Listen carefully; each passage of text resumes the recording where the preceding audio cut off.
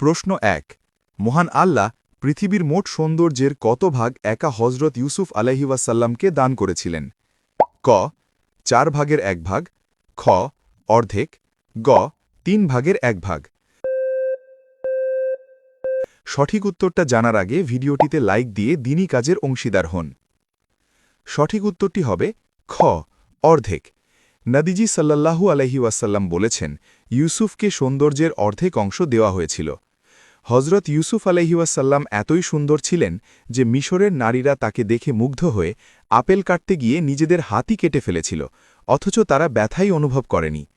তবে মজার তথ্য হল, আমাদের নবী হজরত মুহাম্মদ সাল্লাল্লাহু আলাইহি ওয়াসাল্লামের সৌন্দর্য ছিল গাম্ভীর্যপূর্ণ এবং ভারসাম্যপূর্ণ। প্রশ্ন ২ লোকমান হেকিম তার পুত্রকে উপদেশ দেওয়ার সময় সবথেকে বড় গুনাহ বা অন্যায় হিসেবে কোনটিকে উল্লেখ করেছিলেন? ক মিথ্যা বলা, খ শিরক করা, গ অহংকার করা। আপনি যদি সত্যি ইসলাম সম্পর্কে আরও জানতে চান তাহলে চ্যানেলটাকে সাবস্ক্রাইব এবং পেজটাকে ফলো করুন। সঠিক উত্তরটি হবে খ শিরক করা।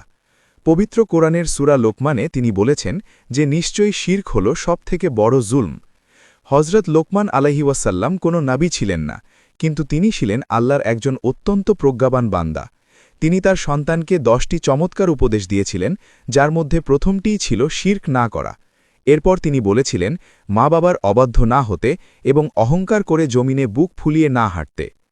প্রশ্ন ৩ ফেরেশতাদের প্রধান হজরত জিব্রাইল আলাইহি ওয়াসাল্লামের মোট কতটি ডানা রয়েছে? ক 2টি, খ 100টি, গ 600টি। উত্তরটি জানার আগে ভিডিওটি শেয়ার করুন। একটি ভালো কথা শেয়ার করাও সাদাকা। এই জ্ঞানটি শেয়ার করে আপনিও সাদাকায়ে জারিয়ার অংশীদার হন। আপনার হয়তো একটি শেয়ার হাজারো মানুষকে সঠিক পথে আনবে। সঠিক উত্তরটি হবে গ 600টি। সহিহ বুখারীর হাদিস অনুযায়ী নবীজি সাল্লাল্লাহু আলাইহি ওয়াসাল্লাম তাকে এই রূপে সিদরাতুল মুনতাহায় দেখেছিলেন। ফেরেশতারা নূরের তৈরি এবং তাদের শক্তির উৎস হল তাদের ডানা। সাধারণ ফেরেশতাদের ডানা 2, 3 বা 4টি হলেও জিব্রাইল আলাইহি ওয়াসাল্লামের রয়েছে 600টি ডানা।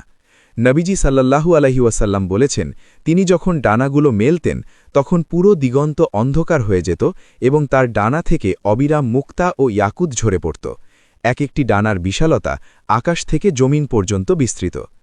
আপনি যদি সত্যি ইসলামকে ভালোবাসেন তাহলে কমেন্টে লিখুন আই লাভ ইসলাম। আপনি কয়টি প্রশ্নের উত্তর দিতে পেরেছেন কমেন্টে জানাবেন।